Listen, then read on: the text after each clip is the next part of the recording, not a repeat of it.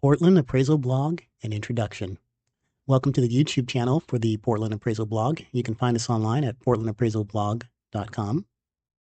I am Abdur Malik, a certified residential appraiser, and here's a picture of yours truly.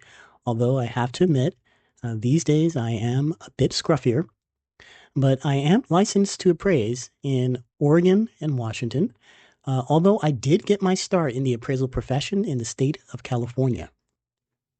California is a huge state with many different counties, and I was primarily based in the Sacramento, Placer County region, this area right here. And most of the work that I did was in Placer County. I would sometimes venture out to Nevada, Yuba, and Sacramento County. But one of the problems that I faced in appraising in California is that, first of all, there was just a superabundance of appraisers. I think at the peak, which was around 2005, California had over 20,000 appraisers. These days, I think they have less than half that number. But the amount of work that could be granted to you in California was very strictly limited in a geographic sense. Many of the lenders really didn't want appraisers venturing too far outside of their home county. And the problem I kept running into is that Placer County is a beautiful county, but it also has what are known as huge tract home subdivisions, master plan communities with thousands upon thousands of properties that are very similar. They're almost like factory-produced homes. They differ from each other in very small, minute ways. Here is Sun City Lincoln Hills, which is a master plan community for seniors in the Placer County area. And you can see, down here, and also another community adjacent, Lincoln Crossings, they are thousands of homes with great homogeneity. And this isn't Sun City Lincoln Hills, but this gives you an idea. You drive into that community and this is what you see. Homes that are virtually indistinguishable from one another. It used to be that appraisers would love to get assignments in tract home subdivisions like this because you would be assured of finding enough comparables that are similar to the subject, and you wouldn't really have too difficult a time handling the assignment. But that was before the advent of AVMs, which is an automated valuation model.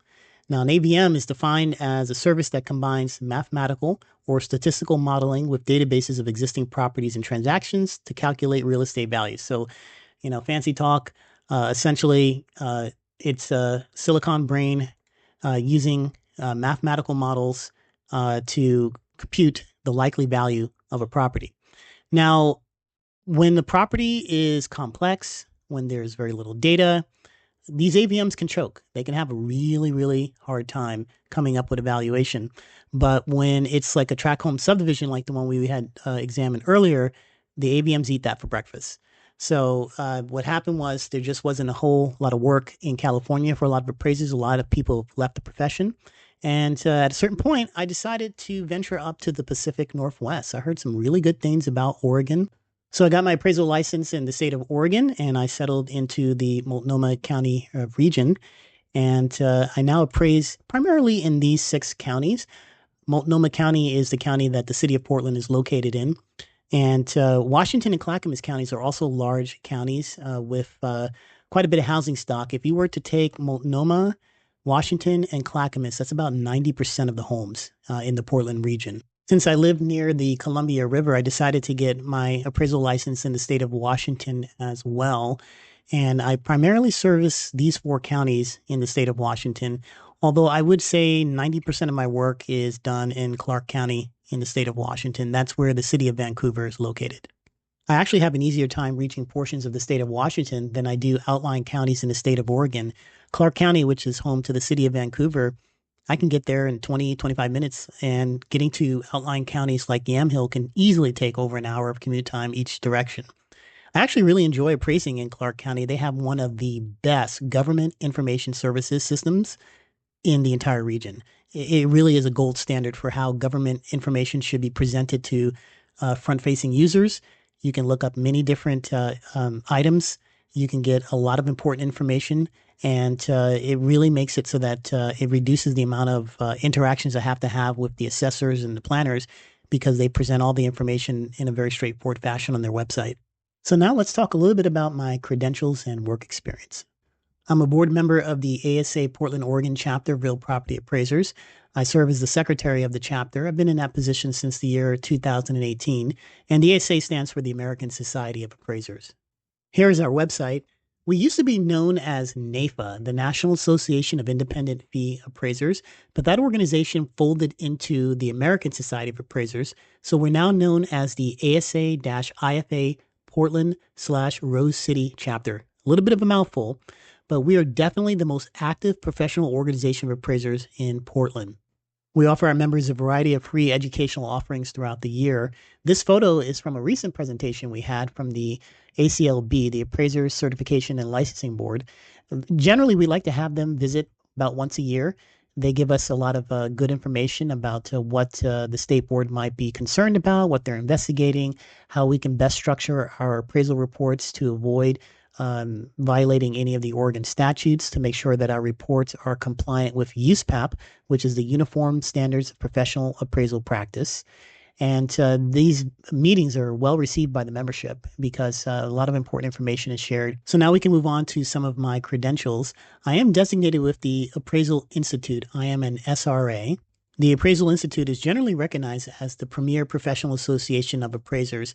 They offer a variety of professional credentialing, and their designations are generally given the most weight in court.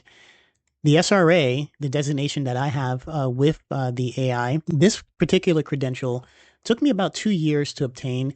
I had to take about 14 different classes. I traveled to multiple states for a week-long professional credentialing.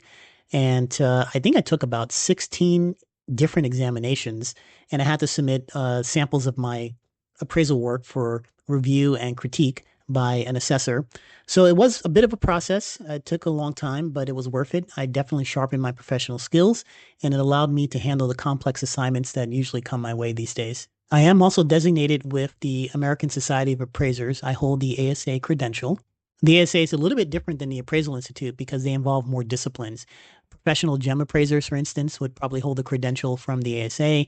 People who value equipment, people who value businesses, generally they're going to be steered more towards the ASA. The Appraisal Institute is focused primarily on commercial and residential appraisers, whereas the ASA does encompass commercial and residential appraisers, but as I mentioned, they do expand beyond that to different types of property disciplines. You can find me on the ASA's page for designated members. I am an ASA, which stands for an accredited senior appraiser. I am also a home measurement specialist. I took some classes on the ANSI standard, which is the American National Standards Institute. They produce a guide on measuring homes, and this guide has a number of do's and don'ts for what to do when measuring a property. And the purpose of that guide is to get more consistent results across the board throughout the country. I am also an accredited green appraiser with EarthAdvantage. EarthAdvantage is an important institution up here in the Pacific Northwest. They are really known for their strong training programs for green homes, energy efficient homes, properties with solar. And they produce a program for appraisers to take where you go through a series of training programs and you learn how to value energy efficient homes. You learn how to value properties with solar. In the city of Portland, it's mandatory that homes that are put on the open market have to have a home energy score assessment. So it's very important that appraisers are mindful of that. The MLS system in Portland does track the score that a home gets for its energy efficiency. And so I did go through the training program with EarthAdvantage, and there I am right there. Not too many of us in the Portland metro region, but hopefully we'll get more appraisers taking programs like this because green efficiency is very important. It can make a big difference in the valuation of a home. And I have heard from sellers that they get very frustrated when they have put tens of thousands, perhaps hundreds of thousands into making a home energy efficient, and an appraiser does not give it any valuation whatsoever. I am also a ADU specialist with EarthAdvantage. EarthAdvantage maintains a national network of trained and designated ADU professionals. They have comprehensive training programs on ADUs. The city of Portland was actually a leader, an innovator in ADU legislation. And so the city of Portland has kind of a head start compared to many cities in the United States on ADU laws and also training programs. EarthAdvantage has a registry of over 1,000 professionals across 21 states and Canada as well who have earned the ADU specialist designation. I did have the privilege of actually teaching a couple of courses for EarthAdvantage for ADUs. And there I am right there on their list. I have had the opportunity to teach real estate agents and fellow appraisers on the topic of valuing accessory dwelling units. One of the more interesting classes that I was privileged to teach involved the assessor's office in the Louisville, Kentucky area. They heard through the grapevine that I was an ADU specialist, so they reached out to me. Their area is just now getting laws on the books for accessory dwelling units. And so they wanted me to put together a 1 hour class that their assessors could use. And so I just spoke to them about the best practices, valuation techniques that seem to work here in the city of Portland. As I mentioned, Portland was at the vanguard of ADU legislation, so we're quite blessed with a database full of comps with ADUs, but in some communities where legislation is finally just recognizing these auxiliary structures, they're going to have a little bit more of a challenge. And so I kind of gave some tips on ways you can value the property in non-traditional ways while you're waiting for properties that are officially designated ADUs to populate the database. So I did get some positive feedback from that. They really appreciated it. It was a fun class to teach. I am also a published blogger at appraisersblogs.com. If you go to that website and type in my name in the search function, you'll see a few of the articles that I wrote for that particular blog. But these days, I'm currently blogging at portlandappraisalblog.com.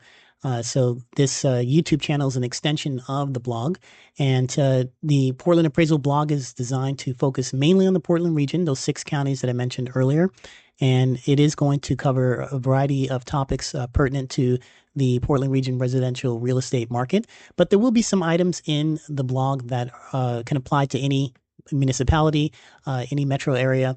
There are topics about appraising that, of course, are universal, no matter what the geographic location is. So the blog is not just for people who live in the Portland region, but really it should be of interest to any real estate professionals. Let's talk about appraiser mentors. There are 2 appraisers that I consider to be my mentors. I've taken a number of classes from them. One of them is Richard Hager. He is an SRA. Richard Hager is really one of the best appraisers in the entire country, bar none. He teaches classes to appraisers all over the country. He also teaches classes to law enforcement. He's taught classes for fraud. He handles appraisals for properties that are extremely difficult. You know, you have a home on an island that's $50 million. This is the appraiser you call. He will absolutely be able to value it. He's probably seen just about everything in the real estate world, and he's an excellent teacher, and I consider him a mentor. I've taken, like I said, many classes from him. The other appraiser that I consider to be a mentor is George Dell. He is a certified general appraiser, which means that he can actually appraise both residential and commercial properties. As you can see, he has a long string of initials after his name. He's an SRA, an MAI, an ASA, a CRE, an LAI. And what I really like about George Dell is he is known as the stats, graphs, and data science guy in the appraisal world. He really helped me to understand how to use statistical techniques for valuing properties and how best to communicate assignment results in a report visually. Here's a picture of George Dell there on the right. Again, just a wonderful mentor, wonderful educator, great teacher. He's really done a lot to advance the appraisal profession. So now we can briefly talk about my work history. I'm currently employed with A Quality Appraisal. I am the chief appraiser with the company. You can find us on the web at aqualityappraisal.com. That's my boss, Gary. He runs A Quality Appraisal as well as a sister company, A Quality Measurement. A Quality Appraisal has 4 individuals that are licensed appraisers, but Gary is also one of them. He's an SRA and ASA, but since he runs the 2 companies, he doesn't really do much field work these days in the appraisal profession. And one of the other appraisers is spending most of his time working at A Quality Measurement. A Quality Measurement is a company that produces floor plans and also does home energy scores for various properties in the Portland region. As I mentioned, the city of Portland mandates that any property placed on the open market has to have a home energy score. So typically they bundle the services together. A real estate agent may ask them to measure a home as well as produce a home energy score. There are currently about 10 people working for A Quality Measurement, and they do have a satellite location in Bend, Oregon as well. A Quality Measurement really is the premier gold standard for measuring homes. I love it when I'm doing an appraisal report and I see one of these sketches uploaded to the MLS listing. It really answers a lot of questions about the distribution of the square footage, if there are discrepancies between county records and what the MLS listing is showing. If an agent has taken the time to upload one of these sketches, it answers a lot of questions and it probably prevents the agent from getting a lot of calls from appraisers. Fun fact about my boss, Gary, he actually holds the Guinness World Record for the longest distance paddled in a giant pumpkin. He actually set the record in 2024, but he decided in 2025 to run up the score to protect the record. I was present for the boat launch or the pumpkin launch in 2025. Here's a short video clip of that.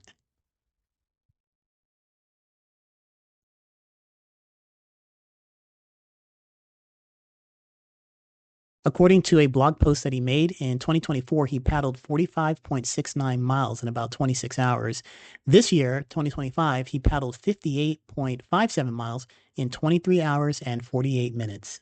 I'll put a link to the blog post as well as to the Guinness World Records video in the show notes. Continuing with my work history, I worked for 1 year as the chief appraiser for Pacific Cove Appraisals. Prior to that, I worked for 2 years at Clear Capital as a staff appraiser. I really enjoyed my time working for Clear Capital. My responsibilities included reviewing appraisal reports from all over the United States. This gave me a wide-angle lens on appraisal practice throughout the country. I got to examine reports for the Northeast, and what's interesting there is that there are homes that are older than the United States is as a nation.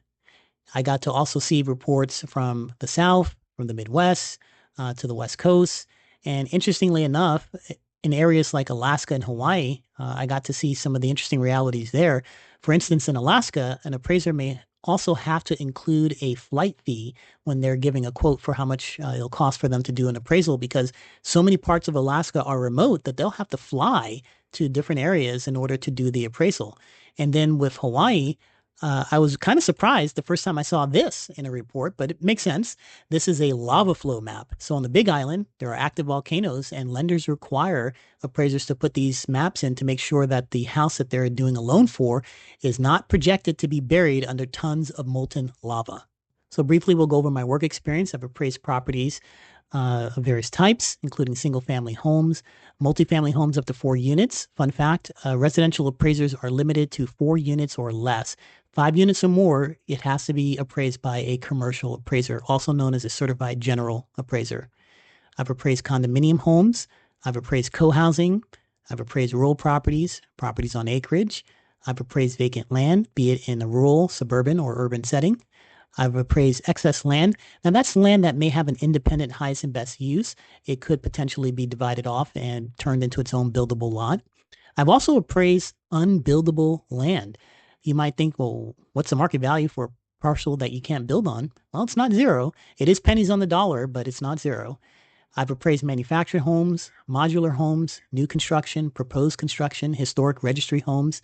Usually they have a nice little plaque on the front of the house if they're on the historic registry. I've appraised noted architect homes.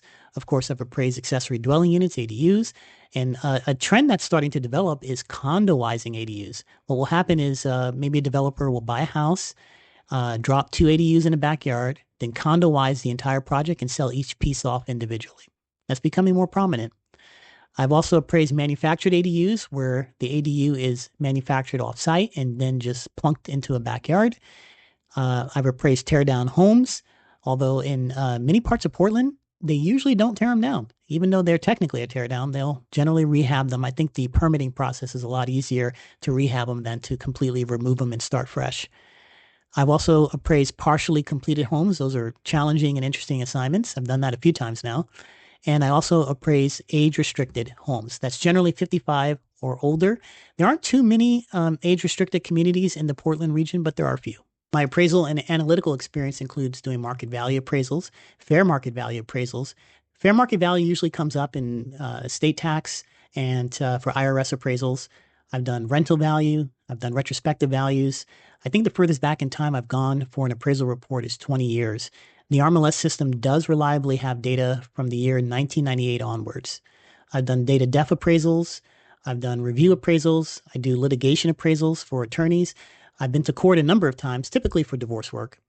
I've done expert testimony as a result, and I've appraised properties for bank REOs, short sales, estates and trusts, land division. I've done appraisal consultation. We did have one client actually out of the country that asked us to do an appraisal consultation. I've done ideal improvement analysis. That's what's the most likely best possible home for this piece of land. I've done appraisals for PMI removal, highest and best use analysis, market trend analysis, and insurance replacement value. So what are the goals for the blog? Well, I want to present information useful to traditional users of appraisals, homeowners, real estate agents, brokers, and lenders.